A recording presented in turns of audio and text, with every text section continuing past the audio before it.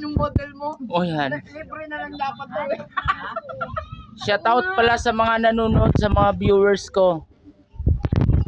Andito kami. Anong pangalan mo, ma'am? Adilagyan na lang kita. Rosana Roses. Andito kami kay Rosana Roses. Masyado po siya maligalig.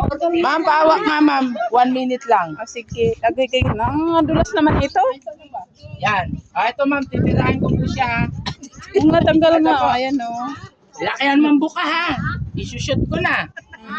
Ayun, tanggal. Oo, di ba? Bilis lang. Parang nagdampot lang. Parang nagdampot lang siya ng ano eh. Agoy, oo. O, yan na.